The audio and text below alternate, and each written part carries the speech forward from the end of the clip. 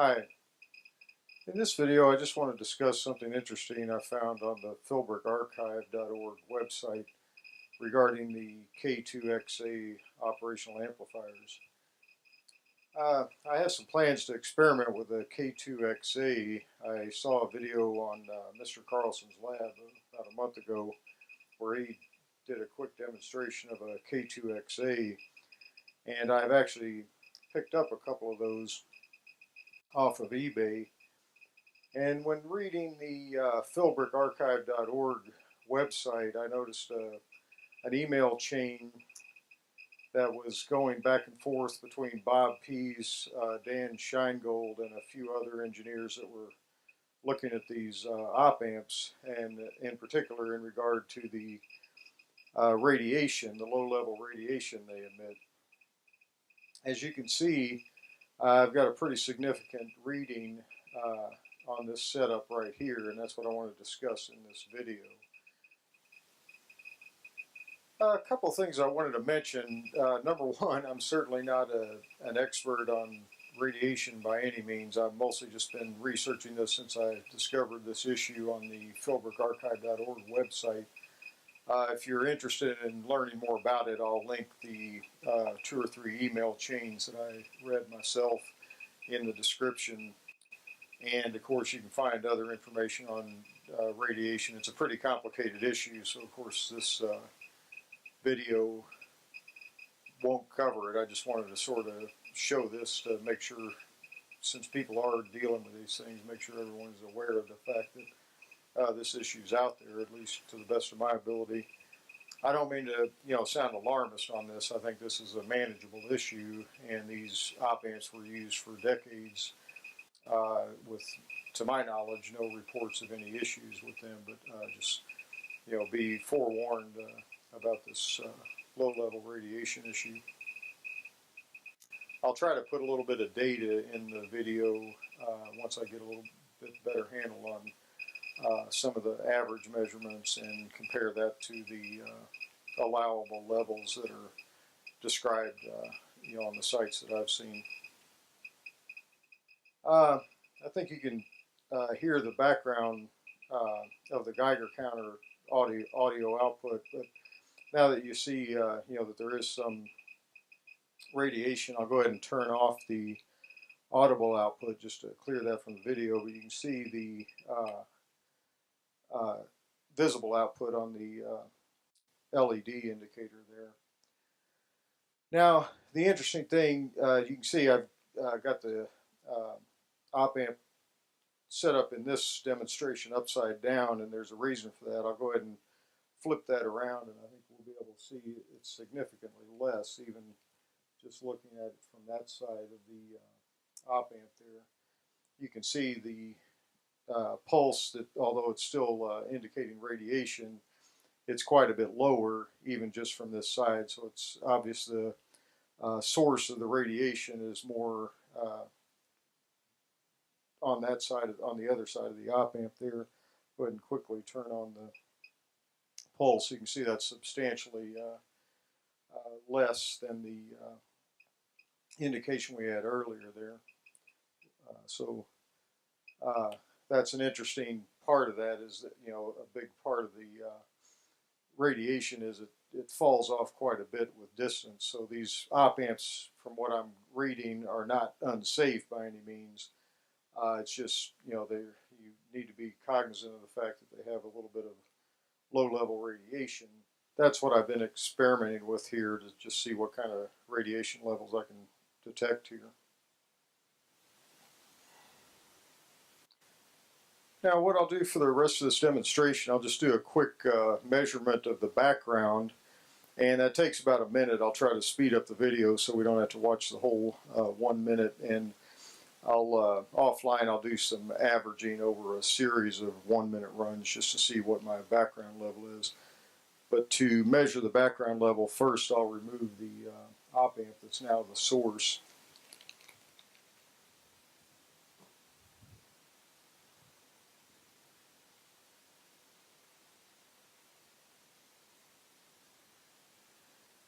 And now I'll go ahead and just switch out of this counts per minute mode momentarily, and then switch back to get a fresh 1 minute count.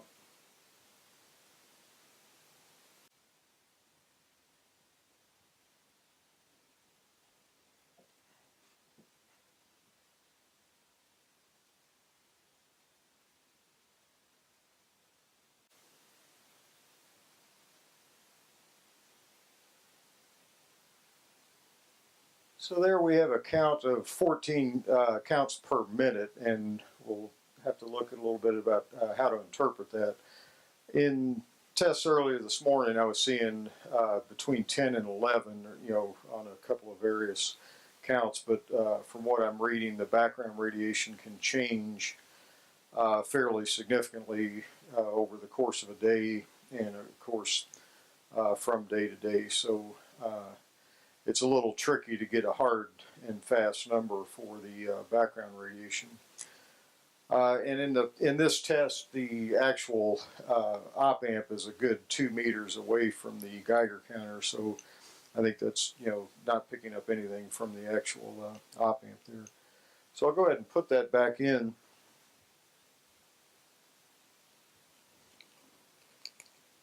And in this case, I'll put it as close to the source as possible so we get a strong reading.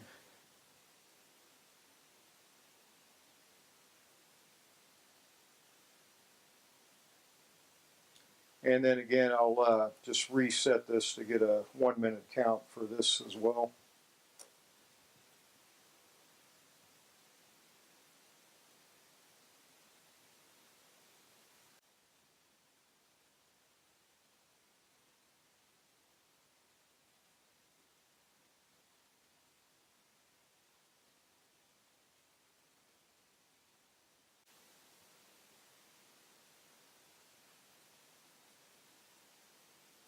So now the count is 715, so that's substantially higher than the background count.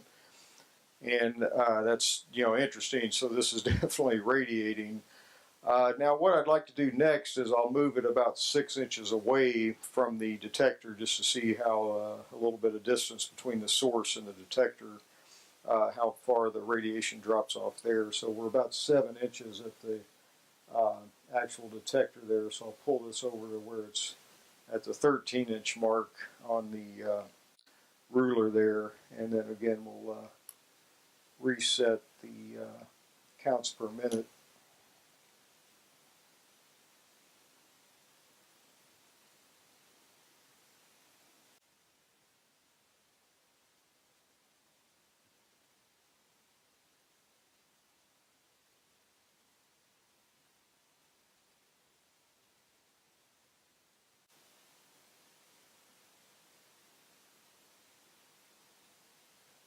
So that's about 33 counts per minute there. So it's already, that looks like it's dropped off by about, it's still about double the background radiation. And then, the other thing to consider is, what is the risk of this? I'll have to do some calculations to understand that a little bit better. You notice I have the op amp in a plastic bag, and that was one of the things I learned from the PhilbrickArchive.org website. The biggest danger of this is really not so much the actual radiation from the unit as it is possibly having some of the particulate of the radiation source inside that flake off, and there's a low level risk of actually, if you're not careful with the handling, to ingest some of the radioactive material, which of course would be a major safety issue there. So that's the gist I get of the the issue here is it's more a handling issue than an issue with the actual radiation of the unit itself, especially when normally you would be using this in an enclosed rack, which is going to be several feet away from anybody operating the op amp. Now, the op amps that I actually picked up were in the gray plastic case, and from what I read on the website, and my testing seems to confirm this, the only units that I could detect radiation from are the ones in this sort of tan/beige plastic colored case. The other op amps, which are of the same model, in the gray colored case, did not exhibit any radiation, and I'll show that next.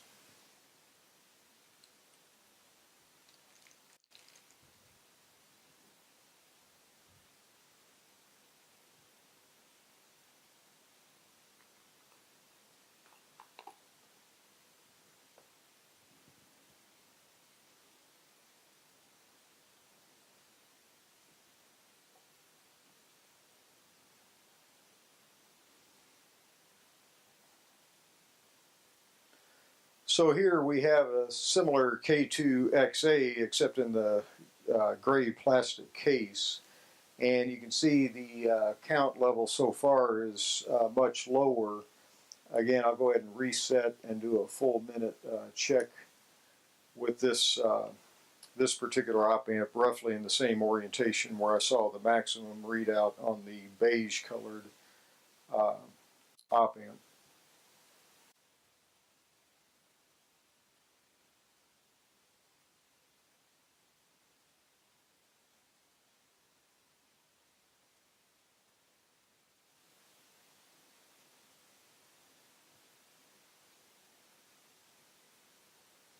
So with that op amp, we're right at 10 counts per minute, which is what I was measuring earlier this morning as the background level.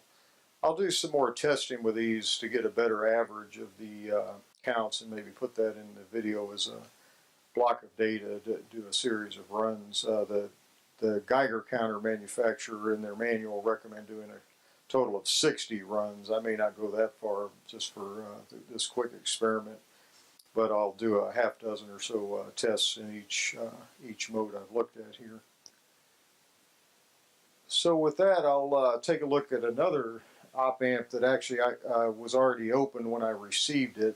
It actually had the case removed from it, I should say, and I could see the radiation source in these is a neon tube where they placed, in early designs, I think they painted radium paint on the neon tube. From what I understand, the purpose of that was that since the neon tube is enclosed in this sort of light-tight case, it would not always fire because it needs a photon source ideally, or some source to initiate the firing of the neon tube.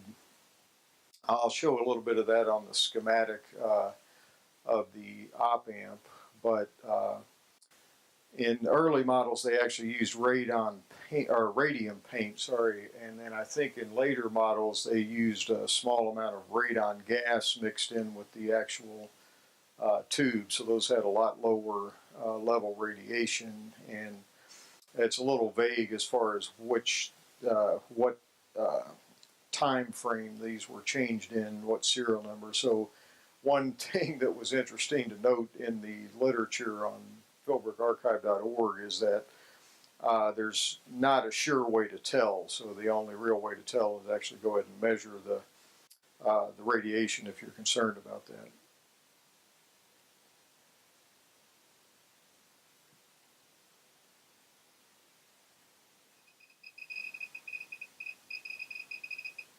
So here I've got the most problematic unit that I found. This unit was actually shipped, I received this in a lot with a R100B power supply that I purchased, and this had the outer case removed, so I'm not even sure exactly what the model number of this op amp is. It's one of the square frame metal enclosure op amps that Philbrick produced. But with this, with the frame reduced, you can get in a lot closer to the neon tubes. In fact, I can see them in there. I'll try to zoom in on that here in a second and show you that. But for now, we'll go ahead and take a 1 minute measurement of this guy.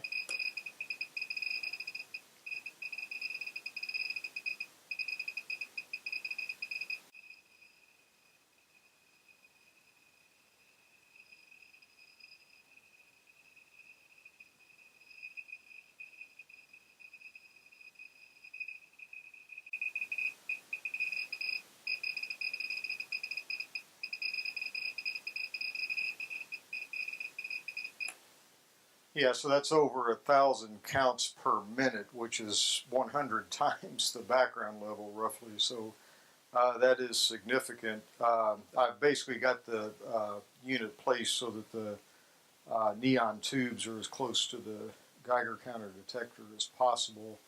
I'll see if I can set up a shot so you can see the neon tubes with the radium paint on those, just see what that looks like.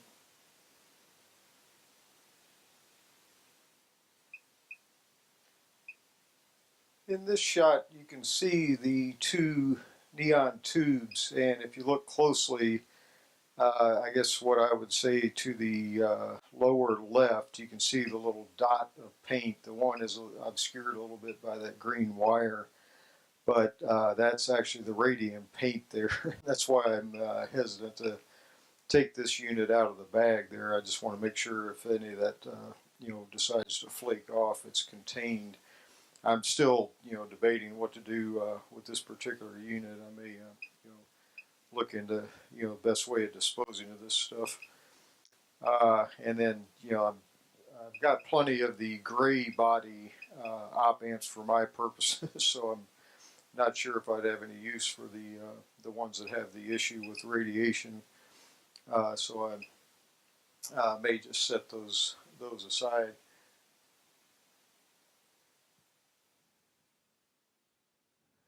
Originally thought I'd just put this up as an overlay, but I thought it might need a little explanation. I ran a total of 6 tests in several different configurations, and that's what you see displayed in the spreadsheet format on the screen. The first column is just the background test. That I've got a couple of higher readings now, so the average of the 6 was 13.67.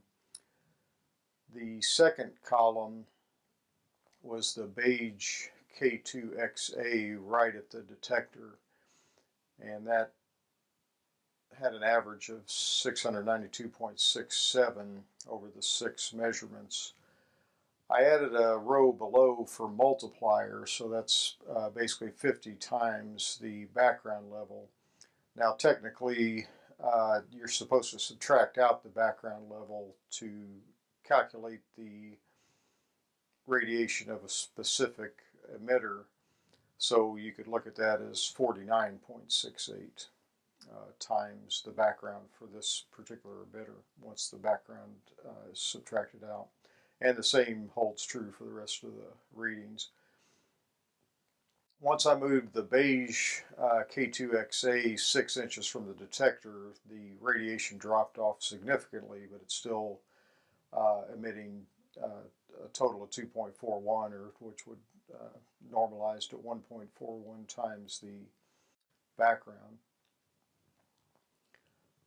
Next, I tried the gray K2-XA emitter, and I went ahead and measured that at the detector as well as 6 inches away.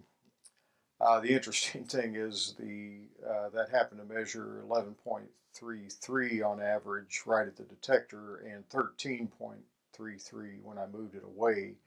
And what that indicates to me is that's really just background radiation. So there's no radiation effectively emitted from the gray K2-XA that I tested.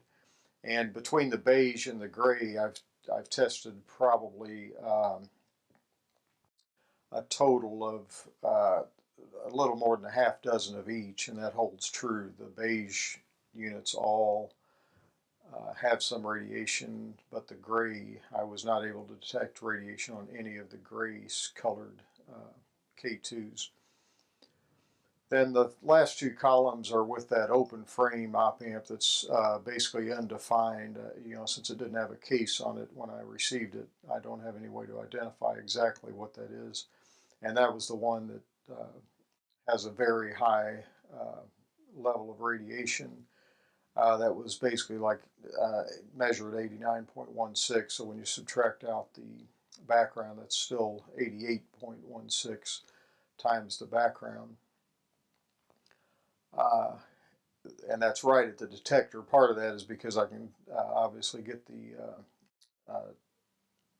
source right next to the Geiger counter detector. but also because there's nothing at all, no material at all between the emitter and the actual Geiger counter tube. But even with that, when I moved it away 6 inches, it dropped off by a huge amount. Now I'm only measuring 50.5 with the open frame op amp in the exact same orientation, but 6 inches away from the detector. So that corresponds to about 2.7 times the background once I normalize it to remove the background radiation factor. So I think that was interesting. Generally, when you're well away from these tubes, they're not a significant amount of emission. I may do some more tests later for my personal comfort just to see how that corresponds to the current allowable rates of radiation in an environment.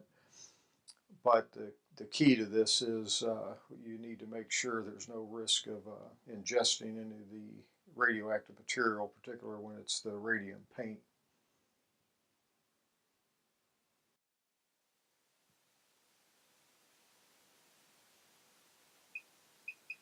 I think that's about all for this video. I hope you found that informative, and if you have a plan to use any of these op amps, I see these pop up a lot on eBay. There's quite a few of those out there, so just be aware you need to be a little careful in handling these because they do have a little bit of hidden issue with them with that radiation there.